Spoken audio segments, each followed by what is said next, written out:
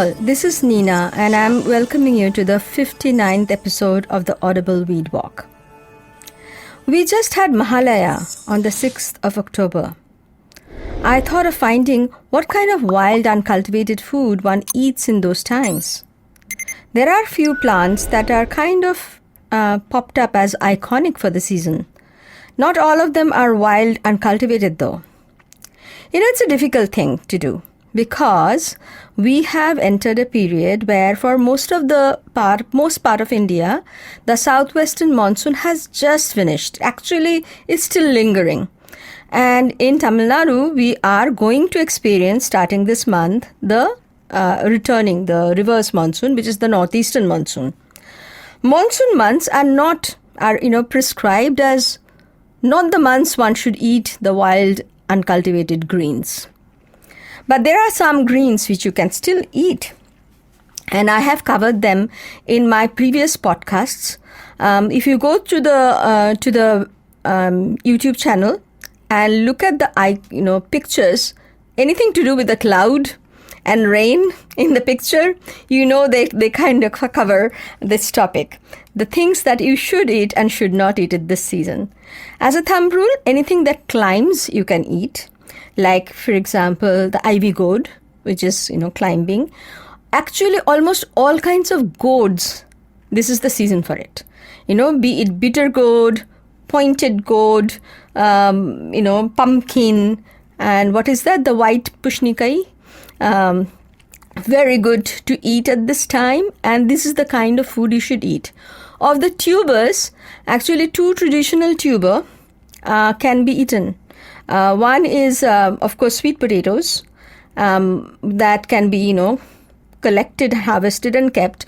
And the other is seppan karange, which is the colocasia. Arabi, we call it in Hindi. So, just to give you, to dig in a little more about traditional food that is usually eaten across in India during Mahalaya, one seed that kind of popped up across the board is sesame. Traditionally, it seems it holds a very important role both in the ritual and food. Thinking over what is not to like about sesame in this particular season.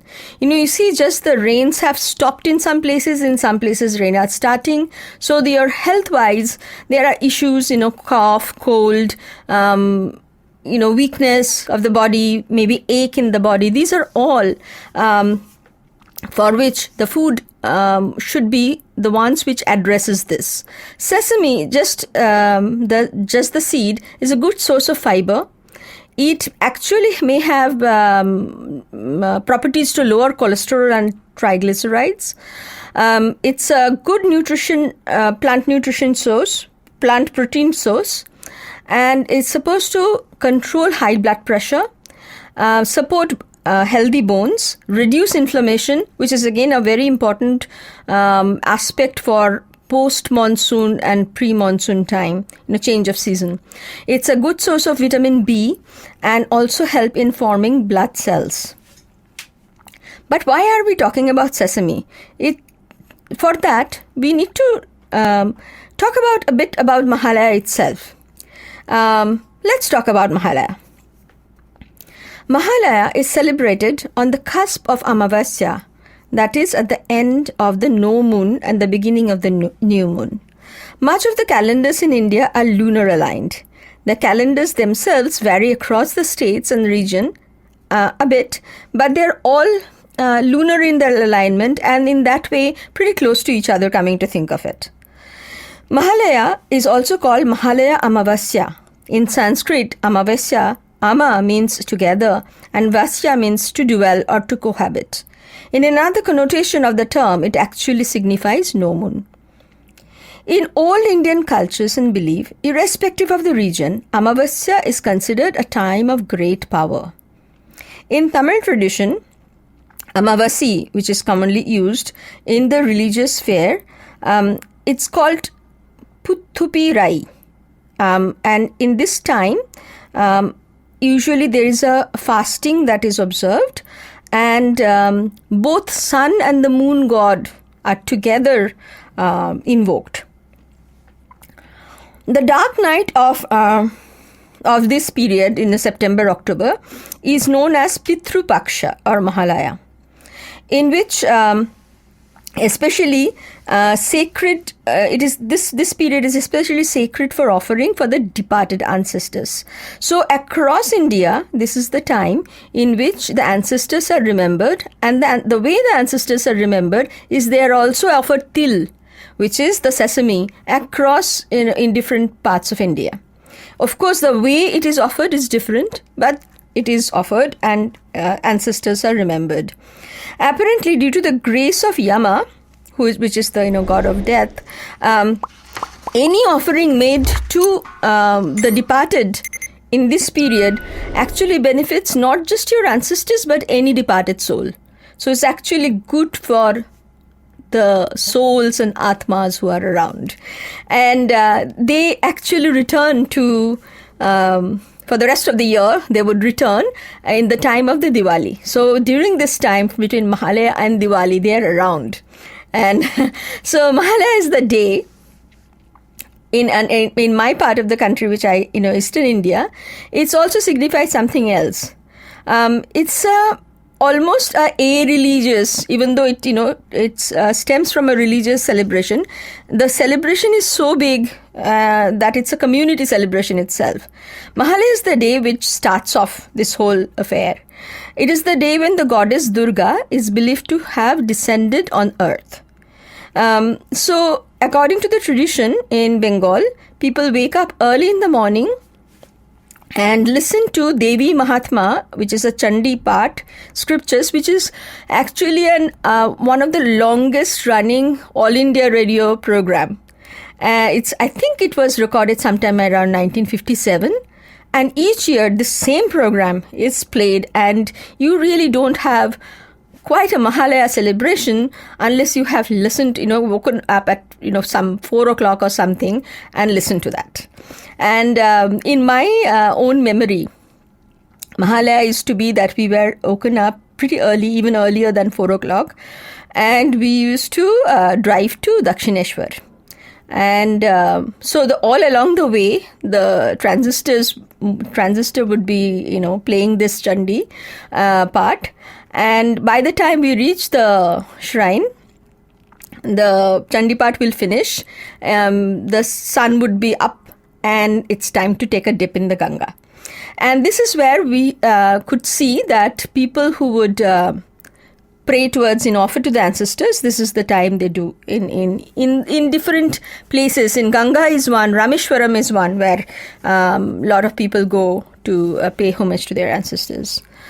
So this day, from after Mahalaya, there is a week or so, I think a week, and which kind of starts the day for the 10-day celebrations of Durga.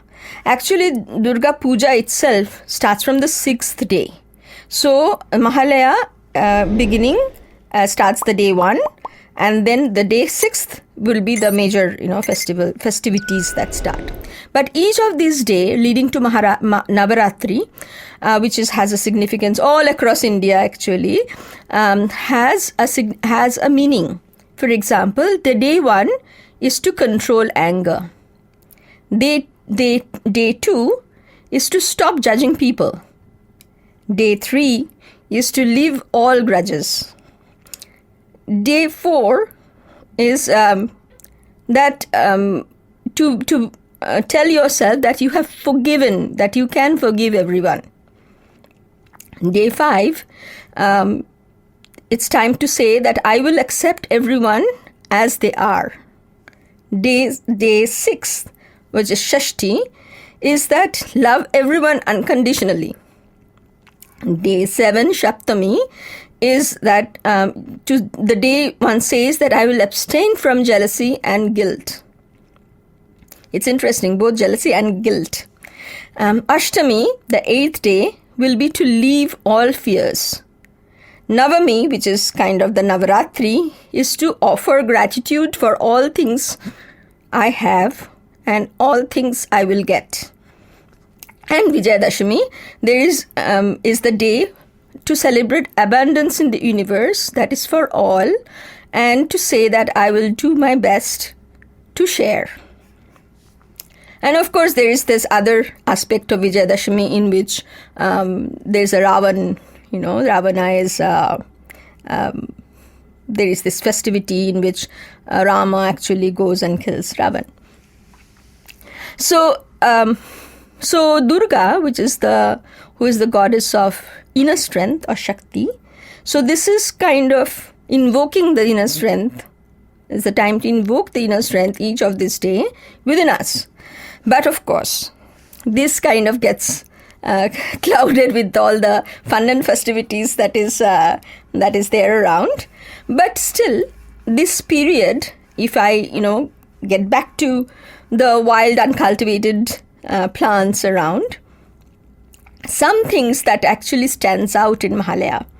One is what we call is kaash phool, or Saccharum spontaneum is the scientific name. It's a grass which grows spontaneously, and it has white flowers. It's a kind of an iconic picture of the time during the Durga festival.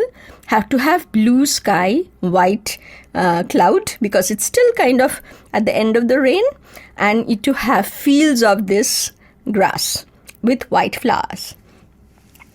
And so I was thinking, I really never quite knew what is the use of this grass, just from the belief that all plants are medicinal. I thought there must be some medicinal quality to it. When I looked into it, I found that it is called Khan's grass in English, and the flower used to be and the stalk used to be used as a pen to write in olden days. It's also a medicinal herb, of course, for treatment of a varied condition, from urinary tract infection to renal condition, piles, improving the quality of breast milk, you name it. Like, there's quite a range of things. Then I started thinking about the stories my mother used to tell about when she was a very young child and had visited East Bengal, where they originally came from. And Mahalaya used to be kind of a celebration, which, she grew up in Calcutta, and when she went to this little village where the celebration was going on, she couldn't believe, are they talking about real people or are they talking about some goddess? Because it was so integrated with life. So suddenly on the Mahalaya day, somebody will say, even the adults will run around and say, so-and-so has come, so-and-so has come.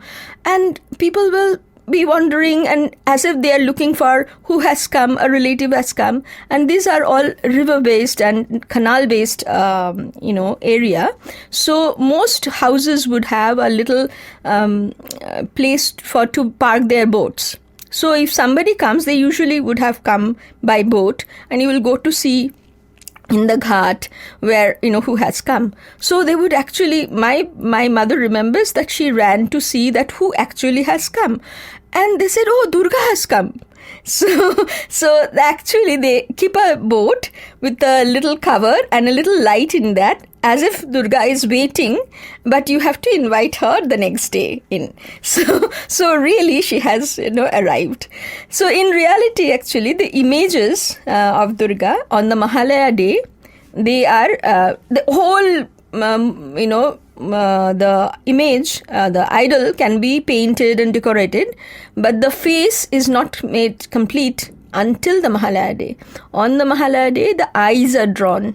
As soon as the eyes are drawn, the image has life. So from then on, you have to treat as if somebody is living and with you. So this story goes. Durga is the daughter of the Himalaya, and so she comes back home for a yearly visit with her children. So not alone.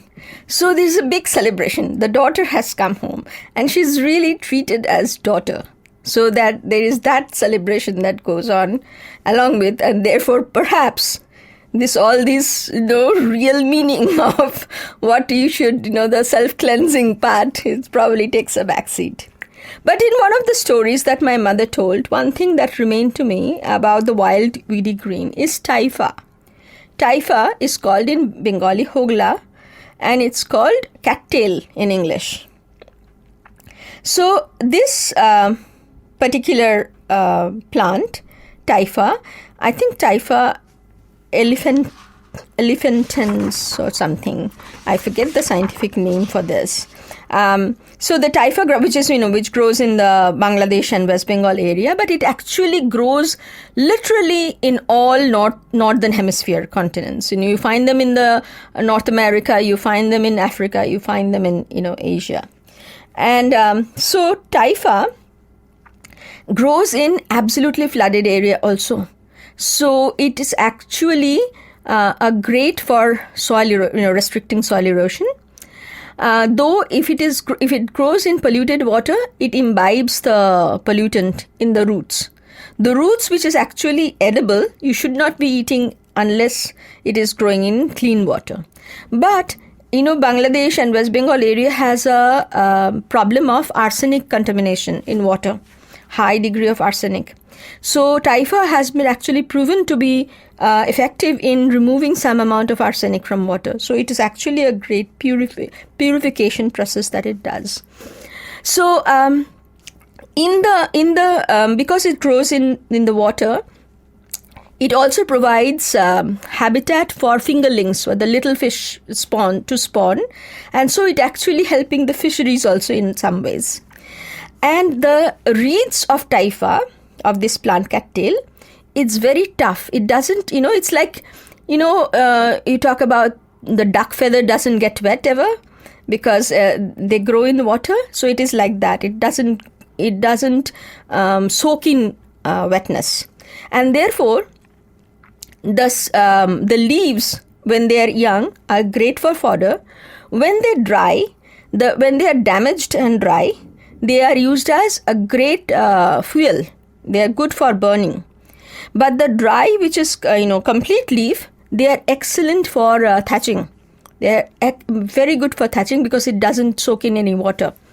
And also they can be made into mats. They can be made into woven into other things. So it has lots of uses.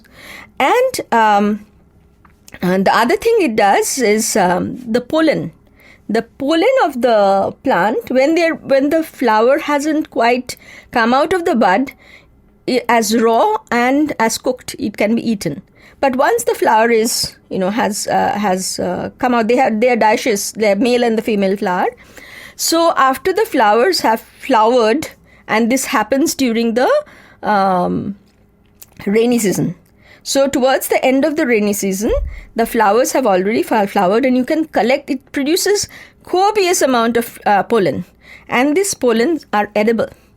So the pollens are astringent. Not only that, when the flower flowers, it has a beautiful fragrance. So the whole environment actually becomes fragrant. And when the pollen is actually collected, the pollen itself has beautiful fragrance. To make it last longer, sometimes it is roasted and kept. Once it is roasted and dried and kept, it can remain for years. And for the reason, it is also, shout out to my friends who are doing palynology, it's actually the pollen studies to show the past history of a place.